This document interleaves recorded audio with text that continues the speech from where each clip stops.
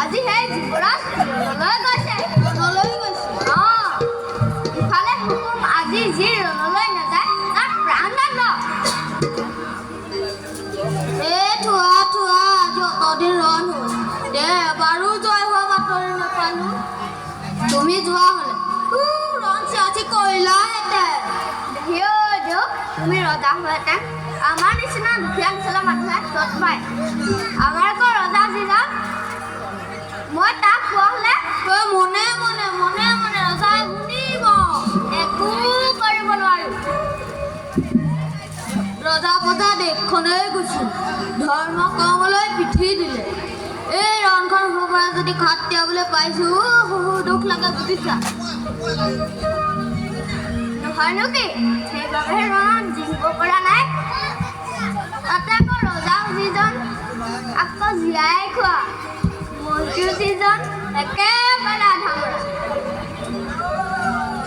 আমাৰ নিচিনা মানুহে মন্ত্ৰী হ'বলৈ পাব লাগিছিল যেনে চালাহেঁতেন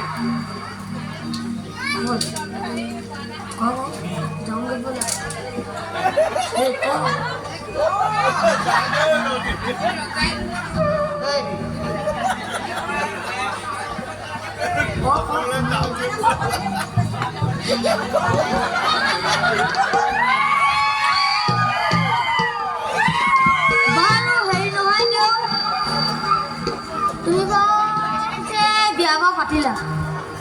পিছে সিফালে বাৰু কিমান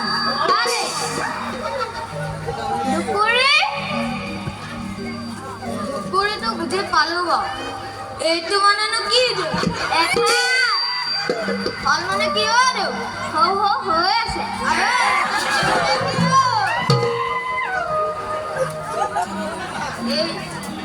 মোতকে তোমাৰ দেউতাহে কওঁ ধেমালিহে কৰিছিলো এতিয়া ব'ল আমি যাওঁ ব'লা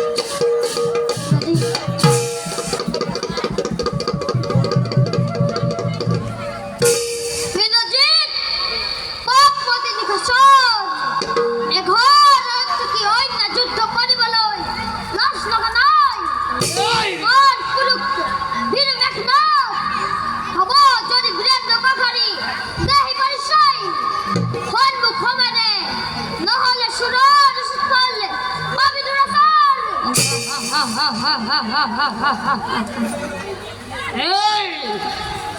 ওর ঘর পুত্র কই মহাহংকারী মোর নগর অন্যারে সে দিব রাধে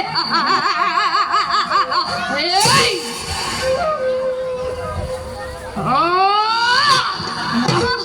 রবি রবি সুরার স্থানে অবিনা ধাম এই বলে না অবিনা স্থানে হানি রহনা তুক বিমানান হতে সদাও মেঘনাথে মেঘনার প্রলা পরিচয় না হবন হয় দাদু সামান্য বিৰক লাগি মই ব্ৰহ্মাস্ত্ৰ কিয়ৰ প্ৰহাৰ কৰিম শুনক হয় আছে মোৰ ভীষণ প্ৰতিজ্ঞা যদি ব্ৰহ্মাস্ত্ৰ মই কৰোঁ প্ৰহাৰ তেন্তে সকলোতে ধ্বংস হ'ব ভক্তৰ বিভীষণৰ বাদে যদি মই এজনক লাগি ধ্বংস কৰোঁ সকলোতে ধ্বংস হ'ব নকৰিবা মনে চিন্তা তাৰ আছে সহজ উপায় বল ভাই এতিয়া সন্তেত বিশ্বাস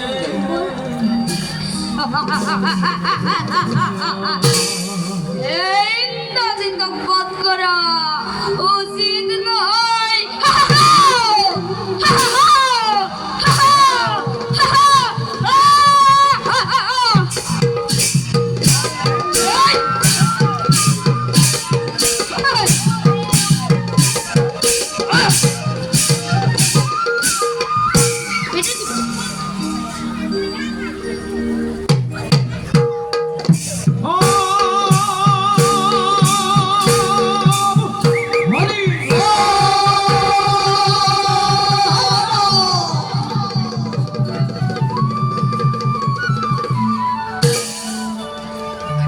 প্রাণ